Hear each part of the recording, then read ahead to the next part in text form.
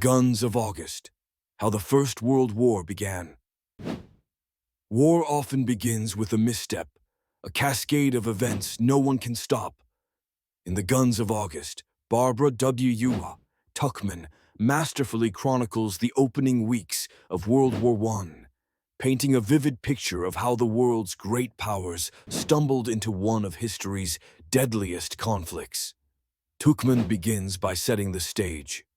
It is the summer of 1914, and Europe seems poised for greatness. Monarchs like Kaiser Wilhelm II of Germany and King George V of Britain preside over vast empires, their nations intertwined by trade, alliances, and dynastic marriages. Yet beneath the surface, tensions simmer, military buildup, nationalistic fervor, and a tangle of alliances have created a precarious balance. The assassination of Archduke Franz Ferdinand in Sarajevo is the spark that ignites this powder keg. Tuchman vividly describes the political maneuvering in the days following the assassination. Austria-Hungary, determined to punish Serbia, issues an ultimatum it expects Serbia to reject. But Serbia's partial acceptance surprises them. Egged on by Germany, Austria-Hungary declares war on Serbia. This sets off a chain reaction. Russia mobilizes in defense of Serbia. Germany declares war on Russia, and soon France and Britain are drawn into the conflict. One of the book's central themes is how rigid military plans and alliances escalated the crisis. Tuchman delves deeply into Germany's Schlieffen Plan, a strategy designed to quickly defeat France by invading through neutral Belgium. The plan is bold but inflexible, requiring precise timing and complete commitment. Once the plan is set in motion, there is no turning back.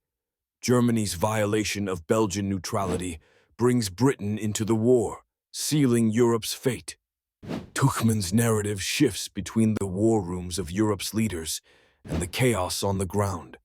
She describes the hubris and miscalculations of military leaders, such as the German belief in a swift victory or France's obsession with the offensive.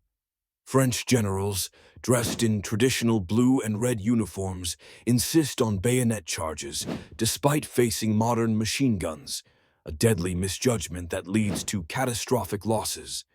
Meanwhile, the German advance through Belgium reveals the brutal realities of modern war. Tuchman describes the destruction of the Belgian town of Louvain, where civilians are massacred and ancient libraries burned.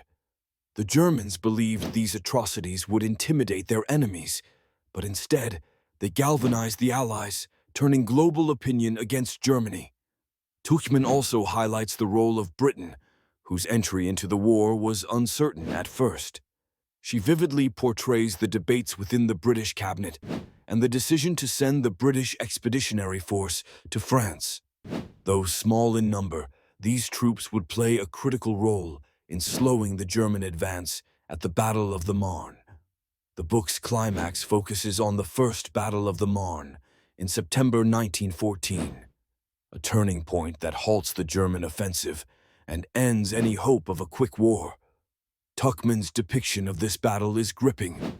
French taxis are famously requisitioned to rush troops to the front, and exhausted soldiers fight to hold the line.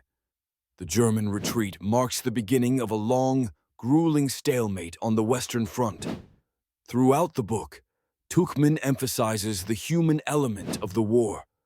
Leaders like Britain's Sir Edward Grey and Germany's Helmut von Moltke grapple with decisions of unimaginable consequence, while soldiers and civilians bear the brunt of their mistakes.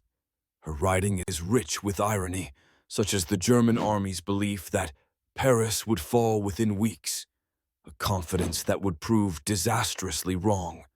Tuchman's work is not just a military history, it is a study of human folly.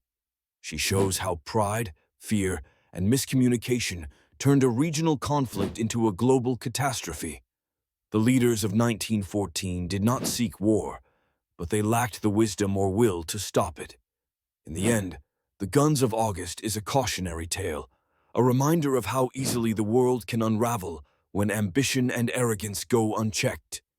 As Sir Edward Grey famously said as war began, "The lamps are going out all over Europe, boy. We shall not see them lit again in our lifetime."